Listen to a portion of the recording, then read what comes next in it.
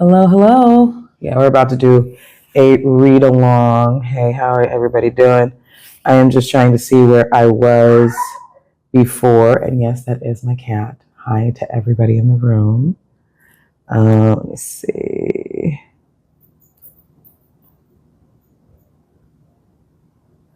Yeah.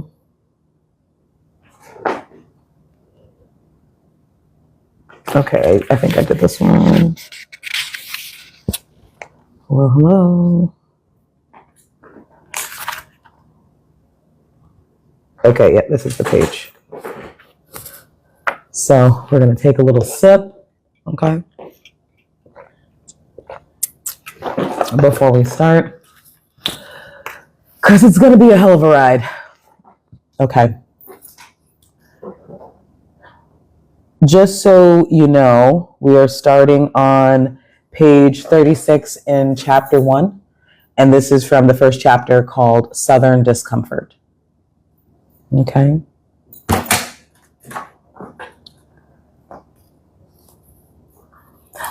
Other medical disorders were thought to manifest differently, usually less severely. In blacks, syphilis, for example, was held to be racially dimorphic. Physicians believed it worked its most feared damage within the neurological system of whites, but that the less evolved nervous system of blacks were left relatively unimpaired. In blacks, syphilis was thought to attack the muscles, including the heart.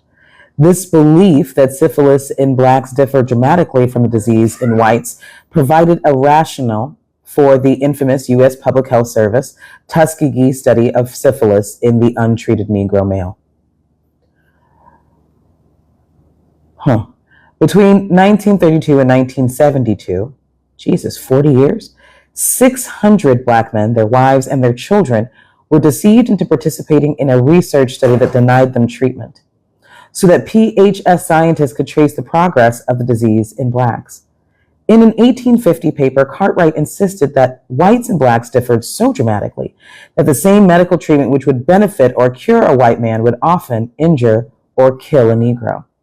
This universal belief in uniquely black diseases led doctors and planters to clamor for a textbook on the medical care of blacks, but such a book was not written until almost a century later, when it appeared in 1942. It was no paean to white superiority, but rather was entitled The Biology of the Negro, a text edited by African-American physician Julian Herman Lewis. It was followed in 1975 by the masterwork Textbook of Black-Related Diseases by Richard Allen Williams, MD. Allegedly inferior cognition was only the tip of the iceberg. In 1854, several years after Cartwright published Report on the Diseases and Physical Peculiarities of the Negro Race, and 5 years before Darwin published On the Origin of Species, Mobile, Alabama physician Josiah Nott, MD, and George R. Glidden produced an equally popular screed entitled Types of Mankind. In it, they claimed that blacks' physical and mental differences signaled their polygenic origins and proved black inferiority. For example, Nott theorized that the distinctive knee joint and long heel of the black man proved that he had been created as a submissive knee bender, a servant to whites. Wow. Hey, Kilo. How you doing? Jesus. For example, scientists adjudged that the dark skin of Africans as a biblical curse that set them aside as eternal servants to other black men. Black Americans were thought of as a race that was biologically identical to the African race, and there originally was some logic to this because 20% of slaves were still native Africans in 1780. Although the number dropped to only 10% by 1830, a few decades after slave importation officially stopped, mulattoes, the progeny of black-white matings, were considered to be a separate race. According to ethnologists of the American schools, blacks' features marked them as a different species, large buttocks and genitals that indicated hypersexuality, a head covering that was not hair, but analogous to the wool of livestock. The size of the skull determined by painstaking but rigged measurements. The prognathous facial angles of blacks and thick lips that testified to their ape-like nature. Had scientists of the era more correctly noted that apes and chimpanzees have the thinnest of lips, they doubtless would have ignored this feature because they credited blacks and with such an evolutionary advance. Physicians discovered many imaginary physical differences in blacks, such as fingernail anomalies, a distinctive topography of the breasts, elongated penises, disproportionately large hands and feet, distended labia and clitorides, all of which provided scientific racists with ample evidence of black biological primitivism. In fact, few anatomical sites escaped persistent labelings as definite indicators of black inferiority. As late as 1903, Dr. W.T. English observed, "A careful inspection reveals the body of the Negro, a mass of imperfections from the crown of the head to the soles of the feet." Wow. Even biological advantages were cast as racial flaws. In discussing the tendency of blacks to survive yellow fever epidemics that killed whites, one physician denounced the inferior susceptibility of black slaves. Let's all sip on that. Polygenism, the belief in separately evolved species, also held that persons of one race could not survive in the climate designed for another. Whites who tried to live and work in West Africa, a climate putatively designed for blacks, died in droves, earning the sobriquet, white man's grave. When the 19th century death rate for British soldiers ranged between 483 and 668 per 1,000 soldiers in Africa, compared to the general annual death rate of 15 per 1,000, historian Warwick Anderson, MD, describes the U.S. military sought to exploit the natural affinity of black Americans for the tropics. In 1900, Nathaniel Southgate Shaler, the dean of Harvard's Law Scientific School, proposed that the troops which are required for federal service in tropical lands might well be recruited from the Negroes. Shaler was convinced that such children of the tropics would make excellent soldiers, at least as infantrymen, because the African American Constitution was pre-adapted to the tropical disease environment. But in the Philippines, Shaler's distinguished advice was already redundant. During the previous 2 years, the United States had been using African American and Filipino scouts to suppress the resistance to its occupation of the archipelago. Just gonna check for any comments? All right, and continue. Physicians claim that whites could never work in Africa or in tropical environments such as the U.S. South. The Southern land-owning class, including physicians, paid attention because they equated disease with a sinister climate and were confronted with an oppressively hot and humid, malarious environment that they believed to be teeming with yellow fever, smallpox, pellagra, typhoid, dysentery, and cholera.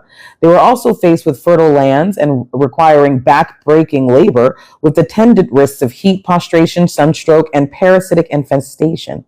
An immune population specifically designed by the Creator to work long, hard, and for free as submissive knee benders was the perfect answer to their dilemma. In mid-century, Samuel A. Cartwright and his medical brethren, such as Charles Lebac, belabored the immunities to malaria and yellow fever they claimed blacks exhibited. But to fully justify enslavement, scientists such as Knott had to turn from their naturalist texts to their Bibles, from which they deduced the blacks were the children of Ham, son of Noah, who along with his progeny was marked and condemned to be servants to his brother for having viewed his father's nakedness. Other similar biblical justifications were found, and Knott even ventured onto a twisted ethical high road when he insisted that yellow fever and malaria were visited upon whites as divine punishment for not enslaving blacks.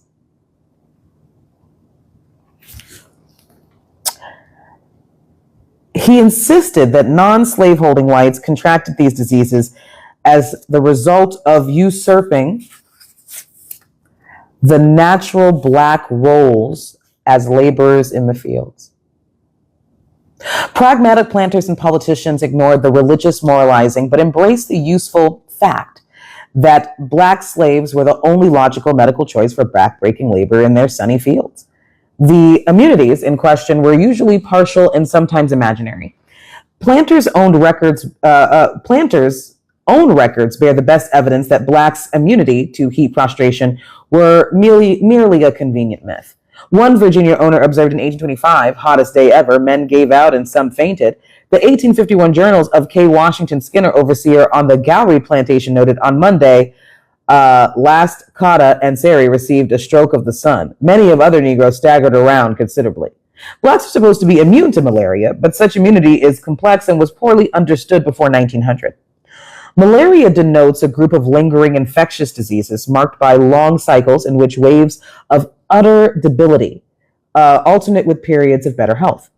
These periodic relapses can end in death depending upon the strain of malaria and the immunological vigor of the sufferer. The disease is spread by parasites injected by the bite of the female Anopheles mosquito.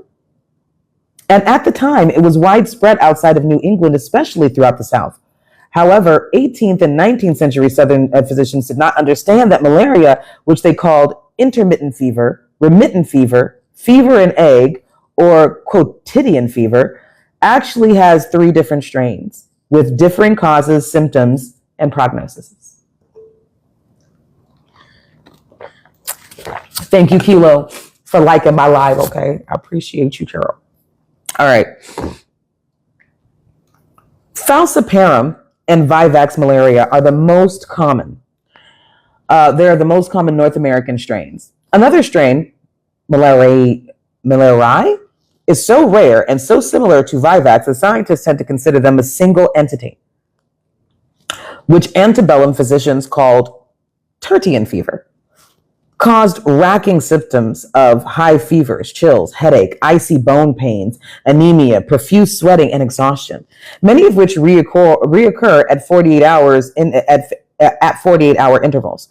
It can become chronic and last for years, but it kills only 5% of its victims. Falciparum malarium ends more quickly, but it is much more severe and can cause stroke by compromising the blood flow to the brain and kidneys. 40% of its victims die. Thank you, Kilo. Ciao. In 1826, Dr. Philip Tidyman wrote, "Intermittent fever, so hostile to the constitution of the white inhabitants, has no terror for the Negro, who, when attacked, requires but little medicine to rid him of his insidious enemy and to secure him against a return." However, planters' records and physicians' journals are full of account of slaves laid low with or dying of malaria. It was an extremely common complaint, one that coincided inconveniently with harvest times in the late summer or early fall. So it was a serious monetary concern to planters who are willing to expend money on physicians to get their malaria-stricken slaves back into the fields as soon as possible. Scientists were wrong in citing Africans' innate absolute resistance to malaria, and they were equally wrong in suggesting that whites could mount no immunity. Anyone, black or white, who grows up in a malarious area and survives repeated infections and bouts with falciparum comes to live in uneasy truce with the parasite, becoming not quite well, but not acutely ill. This state of immunological compromise misled planters into thinking that slaves were unaffected when they were exposed to falciparum malaria and did not die. Such immunity is temporary, lasting only as long as one remains continually exposed to the falciparum parasite. Planters and physicians knew this and deliberately cultivated a local malaria immunity in their newly arriving slaves by seasoning or allowing them to be bitten by area mosquitoes, thus infecting them with the local strain. Whites underwent seasoning as well. However, one type of malaria immunity is racially distributed in the United States. 95% of sub-Saharan Africans and approximately 70% of African Americans, are Duffy negative. This means that they lack the Duffy antigens without which Plasmodium vivax cannot penetrate red blood cells and cause illness. People of any ethnic group who have sickle cell trait, possessing a single gene for sickle cell anemia, also enjoy a partial protection against deadly falciparum malaria. So do people with one gene for the related blood diseases or hemoglobinopathies, thalassemia, hemoglobin S, and hemoglobin C. These are not black immunities. They also protect Mediterranean, Middle Eastern, and Asian peoples. Interestingly, the contradiction of the black slave as both riddled with imperfections from head to toe and as a hardy laborer who was impervious to most illnesses and escaped the scientific races. Scientists expressed which opinion fit their political needs at the moment, as abolitionist Fred Douglass suggested when he observed that 99 of the 100 polygenists were Anglo-Saxon slave owners. Shock. Scientists also claimed that the primitive system of blacks were immune to physical and emotional pain and to mental illness. This belief, which will be discussed at greater length in the next chapter, released physicians and owners from the responsibility of shielding black slaves from painful medical procedures and justified tortures such as branding, whipping, hobbling, and maiming. Don't look up hobbling. It's basically maiming. Oh yeah, I learned about the sickle cell and malaria connection in college. Wild how that worked. Isn't that insane?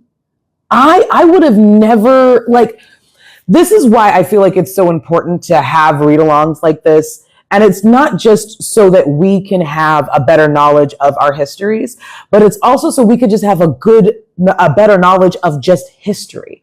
Because despite what people may think, Black history just is history.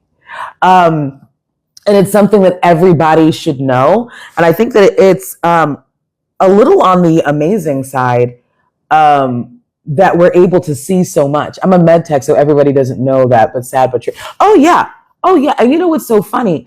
I remember reading a book when I was younger, and it was about David Livingstone, who was a missionary. And you know, when you grow up Christian, all you hear about is about what, the missionaries are doing.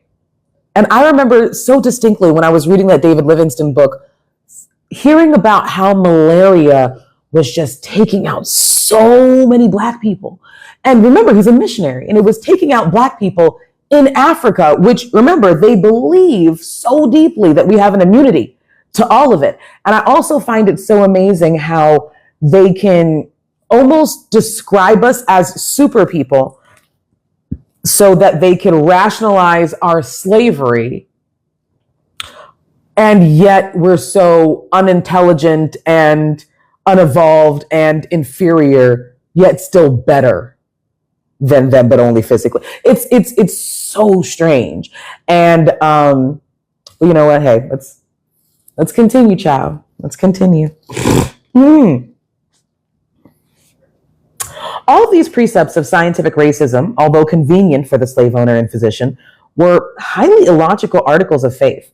So was the supposed inferior intelligence of Blacks. Because planters and doctors behaved in many contexts as though they held the abilities and judgment of Blacks in high regard, employing slaves in responsible positions as nurses, cooks, herbalists, midwives, overseers, leaders of work gangs, accountants, and operators of farm and factory implements. Owners reaped profits from the many patents on slave inventions, and physicians, usually slaves, as skilled apprentices, who often went on to practice independently. White households depended upon the specialized skills and discernment of slaves, not the other way around. I have a theory that they saw us and got hella jealous and or scared. I'm going to tell you something, baby. I don't even think that's a theory. Okay. Anyway. In descriptions of runaways published as newspaper advertisements, Master's financial interest necessitated an honest description of his vanished slave. These are replete with references to artful, well-spoken, crafty, and intelligent slaves who typically absconded in well-organized groups, often with a light-skinned Confederate who posed as their owner until they reached freedom. Advertisements referred to some slaves not only as literate, but as polyglots, fluent in French, German, and Dutch. Some were refined violinists and declaimers. Others practiced professions such as a doctor or dentist. The master's plaintive wonder that an apparently docile slave should have given him the slip is a commonplace of these advertisements. And it's so crazy that we see this so often. They're so stupid, they're so inferior, they're so inept until you need something. It's always until you need something. But anyway, the dearly held precepts of scientific racism sound nakedly racist, absurd, or both today. But in the 18th and 19th centuries, scientific racism was simply science, and it was promulgated by the very best minds at the most prestigious institutions of the nation. Other more logical medical theories stressed the equality of Africans and laid poor black health at the feet of their abusers. But these never enjoyed the appeal of the medical philosophy that justified slavery, and along with it, our nation's very profitable way of life. Dr. Gardner, whose slave market narrative opened this chapter, spoke for many when he claimed that slave owners must have jealousy. The slave owners must have jealousy guarded their slaves' health, coddling them to protect their own economic interests. In the Washington slave pen, Gardner witnessed the physicians in his role of pronouncing a slave to be sound, yet he confused the physician's certification of the slave's soundness with concern for her health. Soundness did not speak to her welfare or happiness, but rather to the ability to extract work from her, the likelihood of fetching a good price on the market, and her breeding ability. Many common medical problems, from mental illness to chronic malaria and parasitic infection were compatible with the demands of an enslaved laborer's work. In fact, many ailments emanated from these workloads. Profit drove the medical treatment of slaves from their first encounters with Western medicine. Kidnapped Africans en route to the Americas were cursorily examined by the ship's surgeons in an attempt to cut losses by immediately jettisoning those with such stigmata as Winterbottom sign, a swelling of the lymph nodes found in those who bore trypanosomiasis or sleeping sickness. They and others who would not survive the horrific Atlantic journey were unceremoniously thrown overboard. So I'm just going to pause for a second. I don't know if anybody in this room has ever heard of Phyllis Wheatley. Has anybody heard of Phyllis Wheatley? Because that just came into my mind, and I'm like, do you know who that is? Anybody, real quick. Phyllis Wheatley, I believe, and if anybody knows more, please let me know, was one of the first enslaved peoples in colonial times, so this is the 1700s, who was able to read and write and was a published Black author, right? This was a woman who came over from Africa, and she actually was able to write down what happened to her on that boat, which is probably why it rings so true in my mind runtime. You know what? I really hope they did it justice. That's all I have to say. And I remember in her writings, Phyllis Wheatley spoke about how her mother died. From what I remember, I believe that they thought the mother was sick or crazy or something. And they tried to throw the mother overboard, but she was holding on. So when Phyllis Wheatley was recounting the story, she writes about hearing the chops of this man using a cutlass and cutting her mother's arms off and watching her fall into the water. So when they say that a slave was unceremoniously thrown off the boat for sickness, I need you to understand they were unceremoniously thrown off for anything. Which I just want you to also think about the situation of them actually deciding, you know what? You don't even got to throw me off. Bitch, I'm a jump. Yeah, I know. Child, I know. I just had to go ahead and tell that story real quick because as a person who grew up homeschooled, right? I didn't really have access to television. I really didn't have access to a lot of things. But what I had an unlimited access to, thank you, Joan Reed, was books. books and biographies of anyone and anything that I could fucking think of. And I think it's also because I have what I feel is a more accurate sense of what American history is, especially Black history.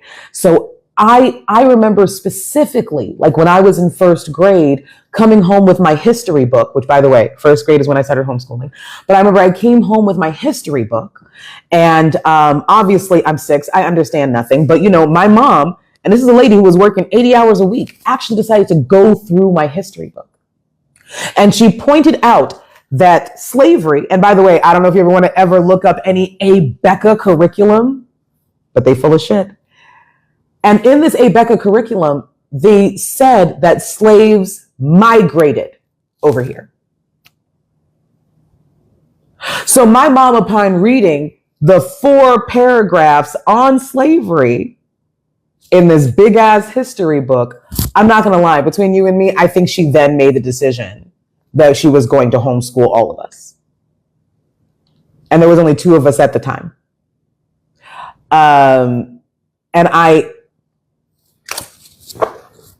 The Great Migration. Like we just decided to walk across the Bering Strait with everybody. It's fine. I'm not going to get upset. But I just had to stop and tell y'all that, because a lot of times we're reading things and sometimes we're not putting a real situation to the words. So I wanted to make sure that when you hear that unceremoniously thrown off, I need to give you a visual of what the fuck that means. Okay? Let's go back. And by the way, this is also very heavy for me too. I just think this is important work. So if you see me go off to the side, I'm doing a little gardening and we're doing a little sipping. Okay? Because this ain't easy.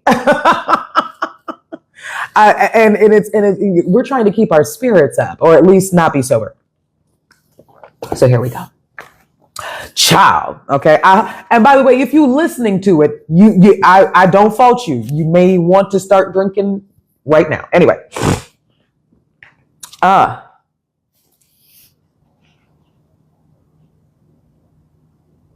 Prophet drove. Oh wait, I already said that part. Blah blah blah blah blah. Okay. They and unceremoniously thrown overboard. That's where we were.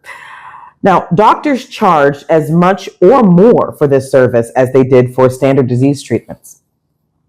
A simple pronouncement of health, for example, could cost anywhere from $2 to $10 in 1850s Virginia. But such assessments were sometimes challenged when the slave died or became incapacitated soon after being pronounced sound. Expert physicians' testimony commanded as much as $50, a very steep one-day fee for the times. Thus, testifying to soundness in court became important and lucrative. Part of medical practice, and in 1858, Dr. Jeriah Harris from Savannah Medical College declared the need for a manual that cataloged the chronic or debilitating diseases that rendered blacks unsound for work. He then cannily supplied the manual himself. Among the deal-breaking ailments it cited were loss of limbs, cancer, asthma, rheumatism, debilitating injury to muscles, keloid scars, and syphilis. How was this interest in fitness for work or soundness at odds with slave health? With the soundness rather than the welfare of the slave in mind, for example, slaves were not immunized against smallpox as whites were, because this might leave marks on the body that could discourage buyers. So there's another little something. I know I keep stopping, but we don't have much of this chapter left. And what am I on page 44? And the second chapter starts at page 52. But I'm not gonna lie. When I just heard that, I don't know if you have seen people from Africa, and sometimes it's a picture that's in black and white, whatever the case is, and you see a lot of scarifications, right? A lot of times we are told as Americans that this may come from war stuff, all kinds of stuff. And I'm not going to say that that's never happened. But just hearing that, there are a lot of Africans who, during the times where people were being kidnapped and stolen, they started making marks across their bodies, whether it was in their eye, under their eyes, in their mouths, on their faces, on their chests, just on their bodies. And the reason that they were doing that was to make them unappealing to slave catchers. I want that to sink in. They don't want scars on the body to the point where they didn't even want to immunize enslaved people for smallpox. So therefore, people in Africa during those times would mutilate their bodies in order to not be looked at as attractive or lucrative to slaveholders. I'm going to make a small switch in conversation before I continue. I used to work in childcare, where I was a treatment counselor at a care home. And there was a child who, when they came in, by the way, of course, no intake paperwork. I want to say it was the second day before he started smearing shit all over his body. Of course, we're all super confused. We're so confused as to why this boy is taking his own excrement and smearing it on himself, on the walls, everything. Just another reason to know that care homes are so broken. The foster care system is so broken. So when we get this little 8-year-old boy, by the way, we don't get any intake paperwork. So we're just left with the actions, right? Smearing shit all over himself, smearing shit all over the walls, trying to figure out what happened. It took them 3 months to send the intake paperwork. When we finally saw what it said, and of course, I'm not getting this information from the psychiatrist, from the psychologist, from the other people who were supposed to be helping me with this kid. I literally had to do my own research.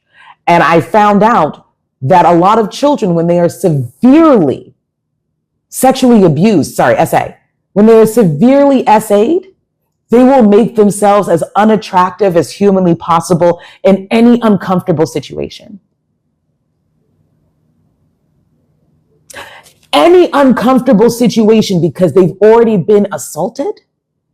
So there's basically saying, it's not going to be me, bitch. I don't give a fuck what's going on. You're not going to touch me. And guess what? No one did. Okay. He knew what would work, and it worked, right? I need you to understand so deeply what the human mind will have you do under trauma and duress.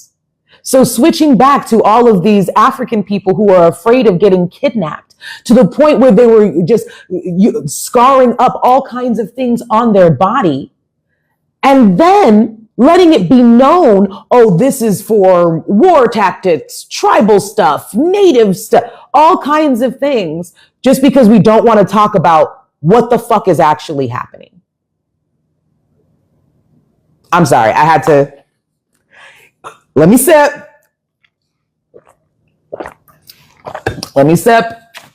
In fact, let me. Child, they're trying to. Listen, I'm going to do the best I can with what I got, but this information coming out, child. We're not about to go ahead and sit here stuck on stupid just because people. Yes!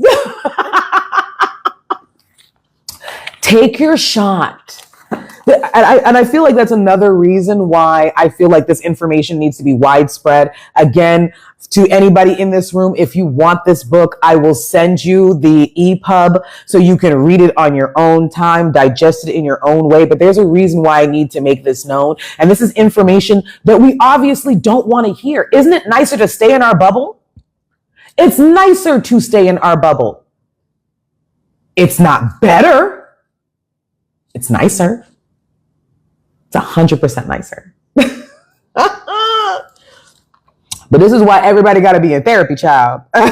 Everybody got to be in therapy. Listen, get on your Medicaid, get on your insurance. I don't even know if you need to do it a la carte. Go find you a motherfucking therapist, okay?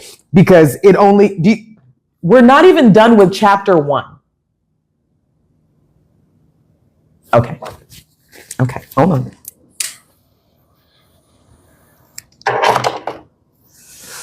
We're about to chart with chapter 2 in a second.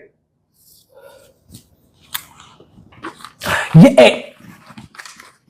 Kilo, I wish I had an applause track. I wish I had an applause track that I could hit right motherfucking now. Because if we as black people have a tough time hearing this shit, who you think really don't want to hear it?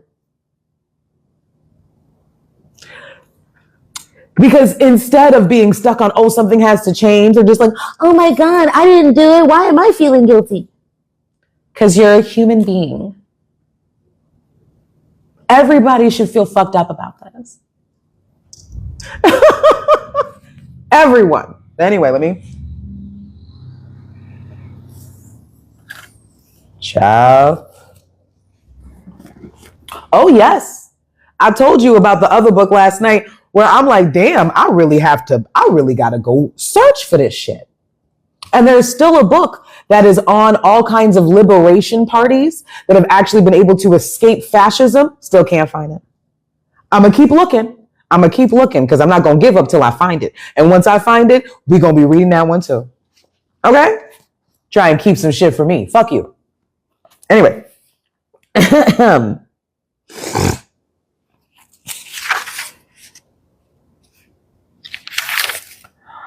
The memoirs of William Wells Brown, originally a slave and later a doctor, recount how the graying hair and beards of aging slaves were blacked on the auction block. They were subsequently purchased by buyers who expected the toil of a young man, but blacks countered with ruses of their own, as slavery apologist Edward A. Pollard illustrated in 1859. Noe, on mounting the steps to the auction block, had assumed a most drooping aspect. Hanging his head and affecting the feebleness of old age, he had probably hoped to have avoided a sale by such a dodge.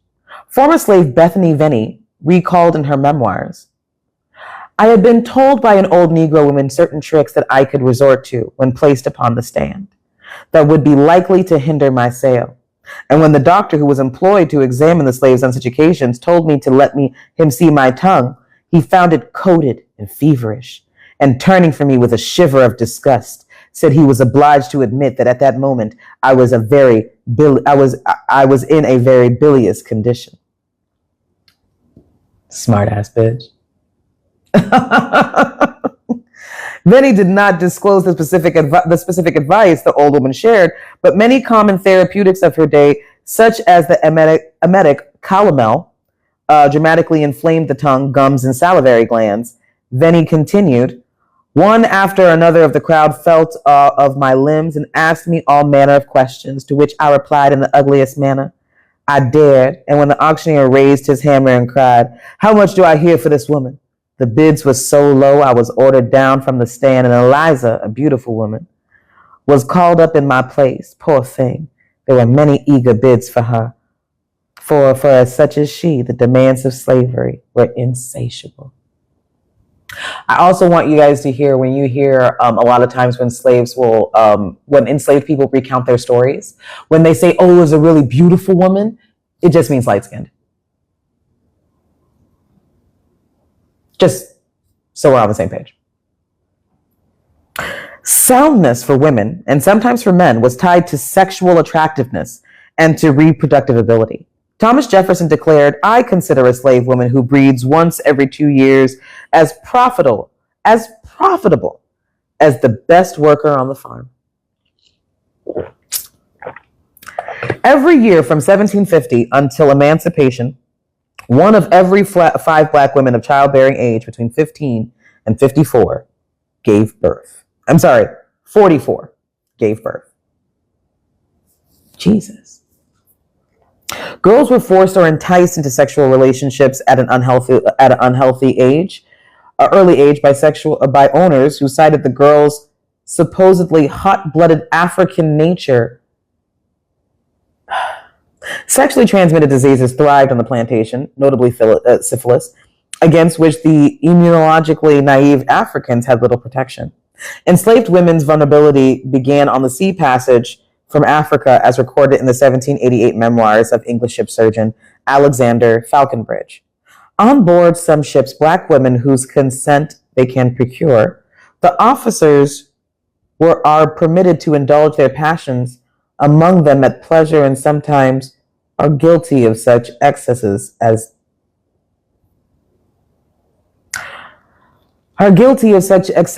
disgrace human nature.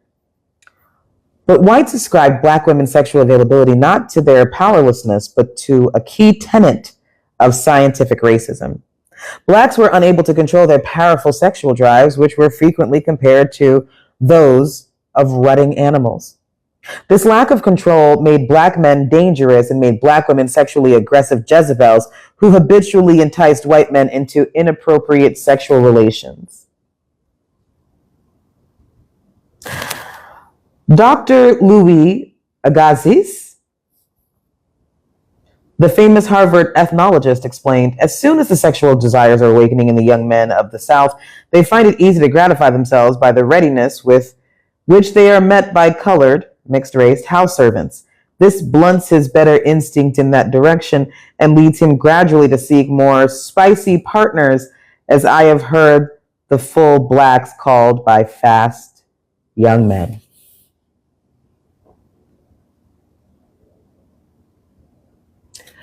In case you didn't know, I'm reading Medical Apartheid. It is by Harriet A. Washington. This theory did not allocate any responsibility to the master as the owner of the women and the persons who decided when and with whom she would have sexual relations, but slave narratives bemoaned the rape and sexual abuse that threatened a black woman at every turn. Mary Reynolds, who was born on the plantation of Dr. Kilpatrick in Black River, Louisiana, reflected us N-words.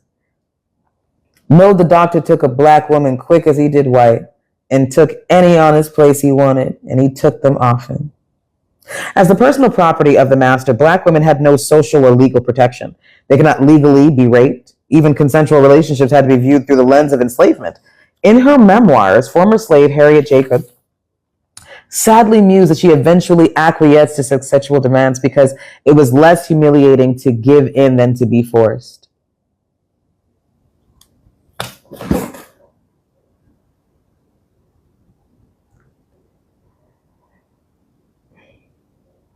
Sorry, that hit me as a essay survivor myself, because that's very true. Sometimes you feel like you can come out with a little bit of your pride by not being overpowered. Jesus.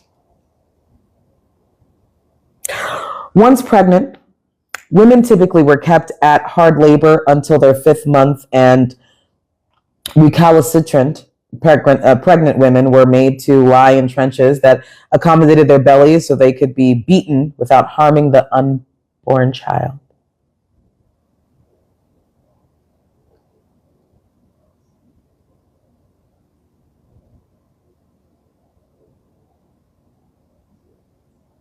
So they dug a hole for her to put her belly in, so they could beat her and not lose their possible profit.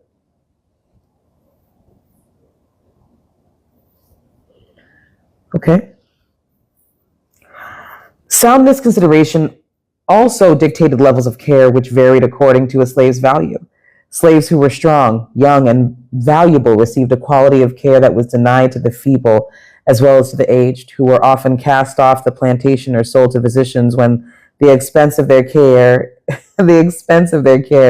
exceeded their market value. Former slave Martha Griffin Brown recalled the words in which an abusive master refused to pay a doctor to treat an elderly slave who had spent her life working on his plantation. I ain't going for her to spend money down that old N-word unless you cure her and make her able to work and pay for the money that's been laid out for her. If she be going to die, why let her do it in the cheapest way? Trauma for both the mother and the child. There's a lot of people who talk about when they are pregnant, when traumatic things happen, how those things end up being transferred to the child. Think about the gestation of that baby seeping in hatred.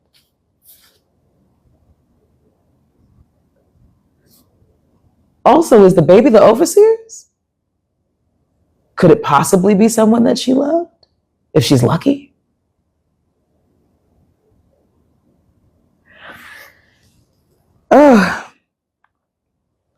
The owner's physician pact.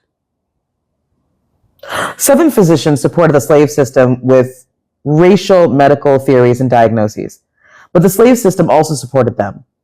In an era when physicians enjoyed considerably fewer financial rewards and lower professional status than they do today, these physicians derived most of their income from caring for slaves. As Samuel Cartwright observed in 1853, the most profitable kind of practice is that among Negroes. My birth father hit my mom while she carried me. I don't know, but I ain't all right. And why the fuck should you be? Is the better question. You get to not be okay if that is the water that you were being birthed in, that was filled with that much trauma. Like, come on. You get to be a little fucked up. I'm sorry. As long as that fucked upness isn't bleeding onto innocent people, you get to be fucked up. Sure as hell wasn't your fault. Shit. Anyway.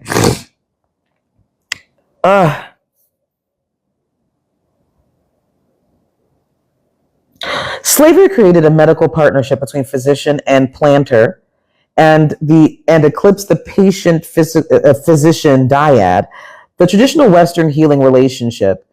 In the slaveholding United States, where the planter owned the slave and employed the physician, owners made their complaints or treatment wishes known to physicians and gave or withheld consent for procedures, from sterilization to amputation to autopsy.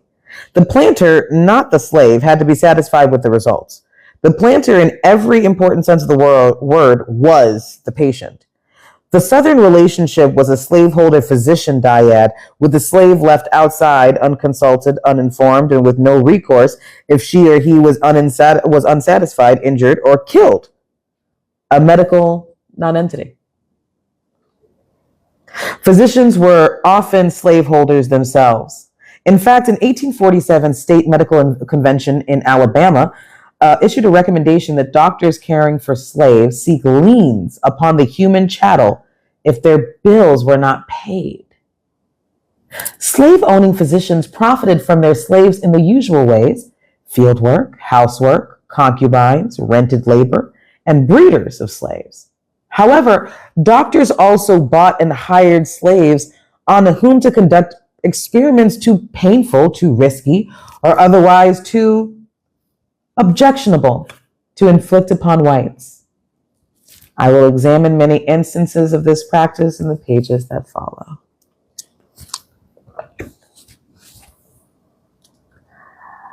Jesus.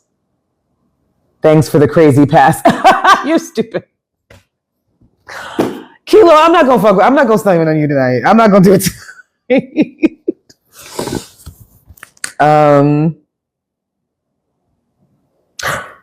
Physicians were often slaveholders themselves. In fact, an 1847 state medical convention in Alabama issued a recommendation that doctors caring for slaves seek liens upon the human chattel if their bills weren't paid. Slave owning, however, doctors also bought and hired slaves on whom, to which the experiments were too painful, too risky, etc. The matter of life insurance also illuminates the medical conflict between slave's health and his master's economic interest in his soundness. Although most Southern gentlemen found the prospect of insurance coverage for land-owning whites and their families a distasteful parallel to insuring equipment and livestock, the practice of insuring slaves' lives escalated in the 1840s. In 1858, 75% of North Carolina mutual life insurance. Mutual life insurance? Somebody needs to look up Liberty Mutual for me to see if they have any connections to this company. Because I know Citibank does. I know there's a lot of companies that used to own slaves that are here today and thriving. But I don't know why I heard that and saw that and I was just like, bitch, it's okay. Let me stop.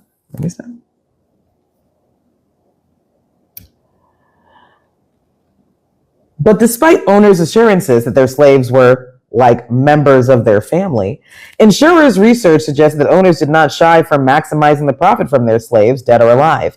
Even Dr. Josiah Nott, the famous defender of slavery, worried that rapacious masters would allow sick or injured slaves to die without treatment, warning, any man who will drive a horse cruelly will drive a Negro or operative to death if he can gain anything by doing so. South Carolina and Virginia insurance companies eventually refused to insure a slave's life for full value for fear that owners would allow them to die of their ailments. Insurers also hedged their bets by requiring physical examinations of slaves, by charging more for slaves placed in especially hazardous assignments, and by requiring proof that the owner had the slave treated for medical conditions as they arose. Thus, companies that have lately taken heat for insuring slaves' lives also took steps that protected those lives. I just want to say also on the word of life insurance, I understand that especially now it's looked at as a scam. But I remember at one point they were telling Black people, especially, to make sure that they had life insurance on themselves.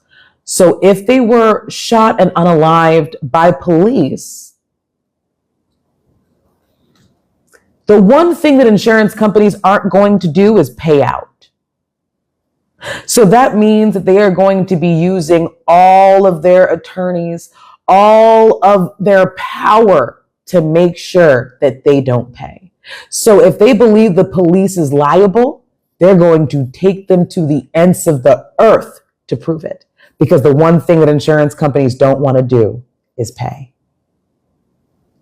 This is why they're telling Black and brown people to go get life insurance, so that if something happens to you and it's completely unwarranted, you actually have a whole company fighting for your justice versus just your family.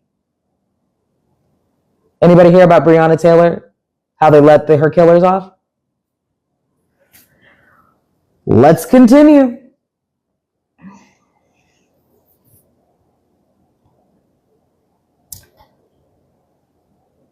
So the matter of life insurance also illuminates the medical conflict between the slave's health and his master's economic interest in the soundness. Although most Southern gentlemen found the prospect of insurance coverage for landowning whites and their families a distasteful parallel to insuring okay, I already read that, blah, blah, blah. Okay. Yeah, like members of their family. Even Dr. No, I read that as well. Insurers also hedged their bets by requiring physical examinations of slaves, by charging more for the slaves placed in especially hazardous assignments, and by requiring proof that the owner had the slave treated for medical conditions as they arose. Thus, companies that have lately taken heat for insuring slaves' lives also took steps that protected those lives. I spoke in my introduction of iatrophobia, a term for the fear of medical care that joins the Greek words for healer and fear. Black iatrophobia has a very long history, and one of its earliest signs during slavery was that when they were not accusing slaves of malingering, overseers, planters, and physicians complained bitterly that slaves were concealing their illnesses. In this, they were often correct. Slaves avoided the ministrations of Western doctors by denying that they were sick as long as they could, even to the point of working while they were ill, discarding medications and hiding their children's sickness. This enraged masters and physicians because they believed that Blacks' failure to report illnesses and to accept white cures led to premature death and the loss of valuable lives. However, slaves distrusted Western remedies as ineffectual and dangerous. They also complained that these treatments were stereotyped. The same remedies were offered for various ailments. Mary Reynolds could list her physician's owner's entire materia medica, the common term for pharmacological supplies for slaves in one breath. Dr. Kilpatrick gives sick N-words, Epicac, acephalotide, and oil and turpentine and black fever pills. Shit. Work Projects Administration interviewers quoted former slave Joe Hawkins as charging, doctors then didn't doctor a person like they does now. No, sir. He'd bleed you so many minutes while he watched his big watch and he always carried, bleed you most for any sickness. Slaves knew that some of the treatments worsened problems, and perhaps most important, they realized that a master's interest in their fitness for work was sometimes inimical to their health. In short, enslaved blacks often eschewed Western medicine because they suspected their owners of a greater interest in them as capital than in their welfare. They also questioned the acumen and the motivation of the regular Western practitioners, who in turn ridiculed the spiritual component of African medicine as superstition.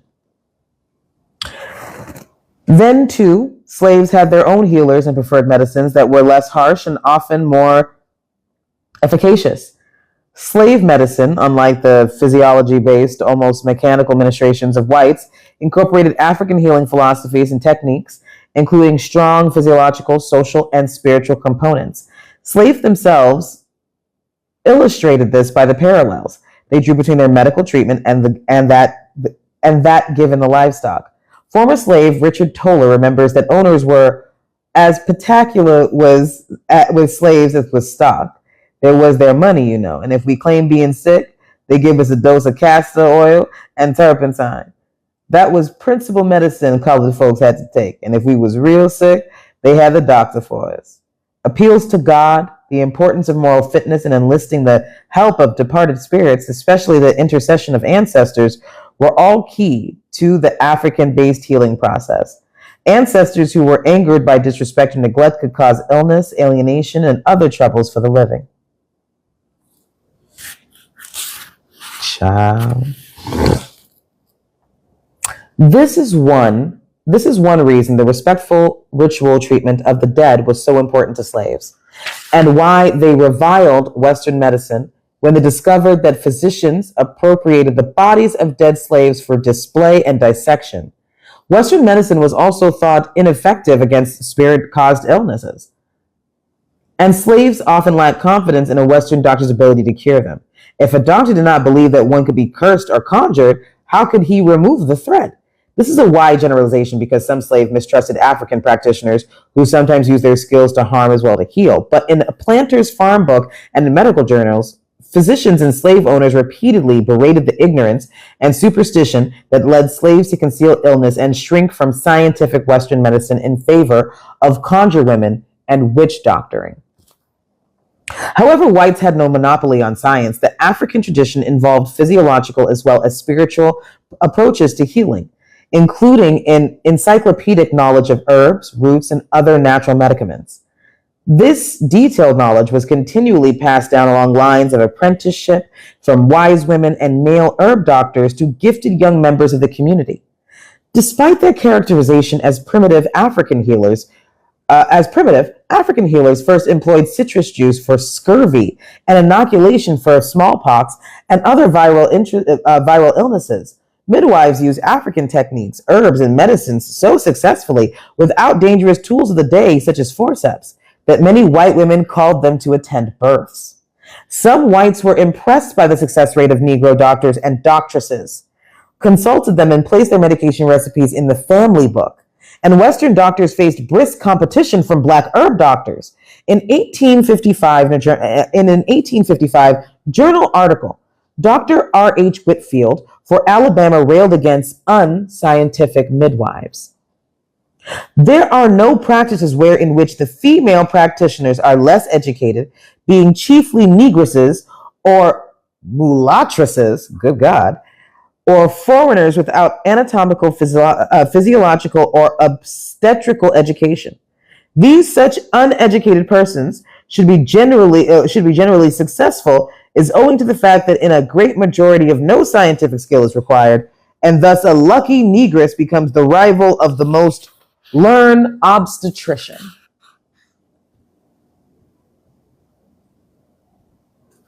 Hear that? Think of all of the black women who are dying in hospitals.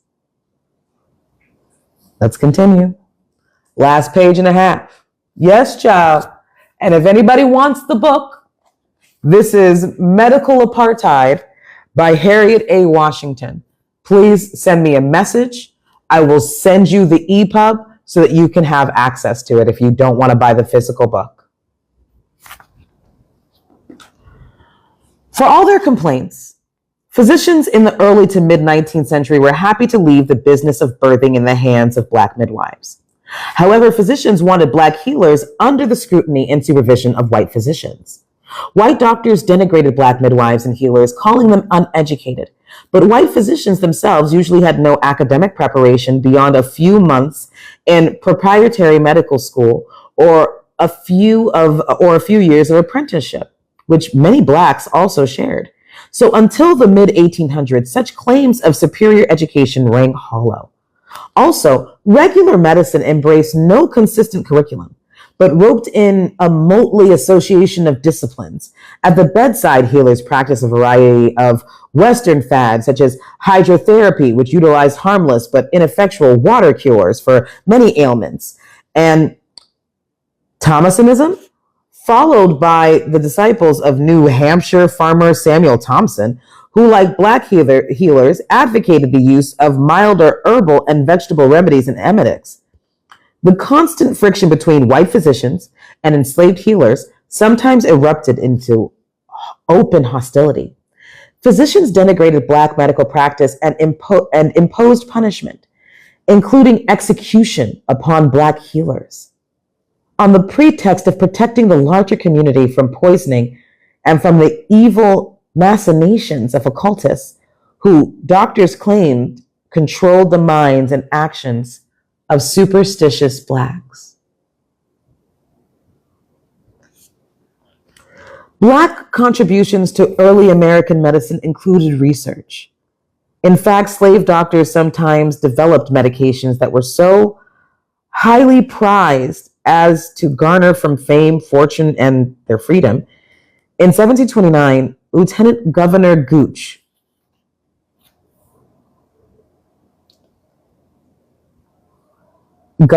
is crazy.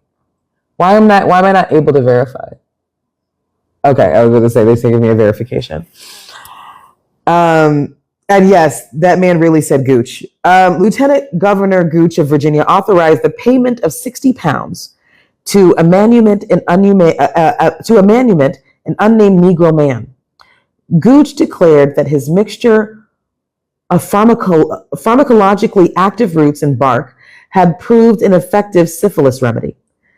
It is well worth the price of the Negro's freedom, wrote Gooch, since it is now known how to cure Negroes without mercury, which, if you were here in the first episode where we read the first part of the chapter, you know how fucked up mercury was. Okay, cool. In 1751, a South Carolina slave doctor named Caesar developed several medical innovations, including an almost foolproof snake bite antidote. The cure featured a shrub called plantain, and not the plantains we know if you're Jamaican, Plantane, and horehound, a plant that derived its name from Egyptian priests who called it the seed of Horus, the Egyptian god of the sun and virtue. Mixed with sassafras, wood ashes, and tobacco, on February 25th of that year, the South Carolina Gazette published the recipe as a public service, and demand ran so high that it was reprinted widely and published as a monograph in 1789. Yeah, you know. Okay, you know better to have syphilis than mercury. Okay. In 1799, it was mentioned in the next Dome Stick Medicine. Caesar's medical acumen earned him his freedom from South Carolina General Assembly, which also granted him an annual pension of £100. Primus was another slave who won fame for medical achievements, which included a rabies treatment. Jesus! The medical career of Will C. Elf of Charleston, South Carolina, benefited rather than suffered when the white pharmacist to whom he was apprenticed turned out to be incapacitated by alcoholism. Left to his own devices, Elf formulated new medications, which proved to be so effective that his patent drugs became popular across the state. Meanwhile, Western doctors complained that overseers resorted to a standard remedy for every complaint, an emetic followed by calomel and oil. This chapter has sketched the roots of the friction between medical practitioners and African Americans. The next describes how medical experimentation heightened the aversion of Black patients for white physicians. So tomorrow we'll be starting on chapter 2. Tomorrow we will be stopping at chapter 2, okay? Because when I say Lord Jesus, Lord Jesus, Lord Jesus, let me just go ahead and how do I turn off the? Yeah, I'm just gonna pause the live real quick so I can use the bathroom, and I'll be right back. Okay, the pause live. There you go. That's what it is. Yes, pause. You can pause up to 3 times in 5 minutes each time. I need 3 minutes, baby. I just gotta go pee.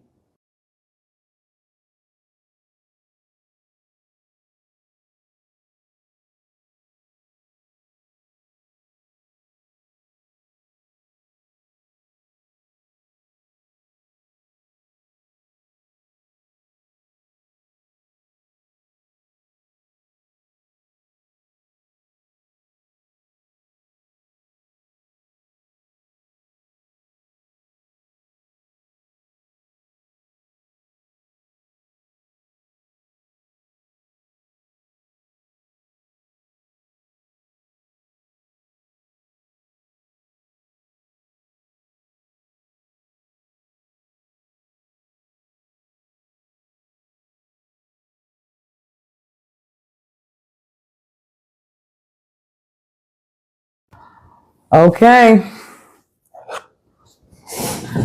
Now it's time for the discussion part. Ah, man. I don't know if y'all were here for the whole thing, but good God. And it's almost to the point where it's like every single time I read it, it's almost so much more horrific than the last. It's always. And I just want to say, I want to thank, obviously, Kilo for sitting in. And hey, Miss Cake, I appreciate you for coming in and liking the live. Let me see. I think there was also somebody who decided to follow me. I can't see you now. Well, we know birthing. We know women know birthing and mothering and get ignored by doctors. Yes. That's all we do. And it's so crazy. And I know a lot of the Black women who are listening, or even just women who are listening, you've got to know that sounds super familiar. Always a pleasure learning with y'all. Okay, we trying to build our community. We trying to make sure that people know that you can't just go ahead and have us stuck on stupid, like we're not going to open a book and read it. Okay. So I just want to make sure that we all on the same tip, because as a person who, like, I love education. I love learning. I'm one of those people that could go to college for the rest of their lives, if only it was free. And the one thing that I want to impart on everybody is that you deserve to know. It's not a privilege to know. It's a right. You have a right to know these things, because they have you stuck on stupid, whether it's in regular school, whether it's college. Nobody's trying to teach you shit. And that's why we as adults are about to change it. We're not doing this. And look at me, Lo. You see this, ma'am?